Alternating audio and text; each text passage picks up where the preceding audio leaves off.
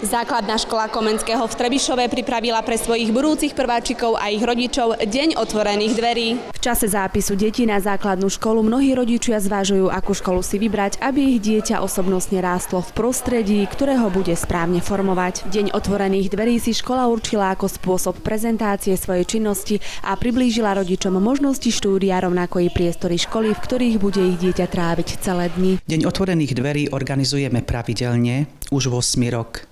Jeho cieľom je oboznámiť rodičov a hlavne budúcich prváčikov s našou školou, aby videli, čo ich čaká, aby sa školy nebáli a keď sa rozhodnú pre tú našu školu, aby sem chodili s radosťou a láskou. Povedala by som, že poslednú dobu k nám už chodia detičky viac pripravené, ako to bolo po minulé roky. A hlavne je to tým, sú tie deti smelšie. Prichádzajú nám s tým, že poznajú farby, samozrejme vedia už rátať, dokonca je dosť detí takých, ktoré už poznajú aj písmenká. Budúcoroční prváčikovia si pri vstupe do budovy vybrali farbu papierovej kvetinky.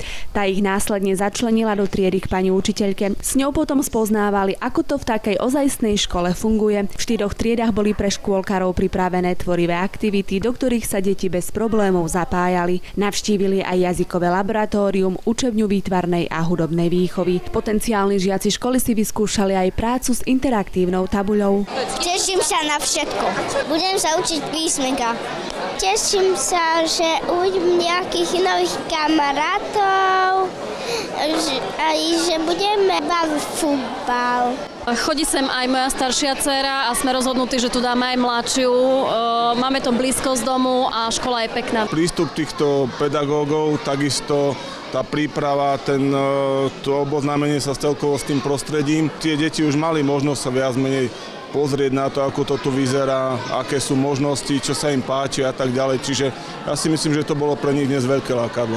Pre nás bolo atraktívne to, že jednak je to blízko nášho bydliska. Som rozhodnutá, že dieťa dám, tu už bolo aj zapísané. Deti sú veľmi šikovné, zvládajú všetko, čo treba do 1. ročníka, takže nie je s nimi žiaden problém. Vedia pekne písať, majú dobre rozcvičenú jemnú motoriku ruky. Základná škola na ulici Komenského je plnohodnotne a funkčne vybavená. Kompletne zrekonštruované priestory, nový nábytok, interaktívne tabule, ako aj kvalitný pedagogický zbor sú zárukou modernej a efektívnej výučby, ktorú tu žiaci rok čo rok dostávajú. Škola sa píši certifikátom zelenej školy. Cieľom zelenej školy je to, aby žiaci a spolu s učiteľmi sa starali o krajšie okolie školy. Naša škola je zameraná na triedenie odpadu. Do budúceho školského roka škola plánuje prijať 88 detí. Zapísať svoje dieťa do tejto školy môžu prísť rodičia v pracovných dňoch v čase od 7. do 16.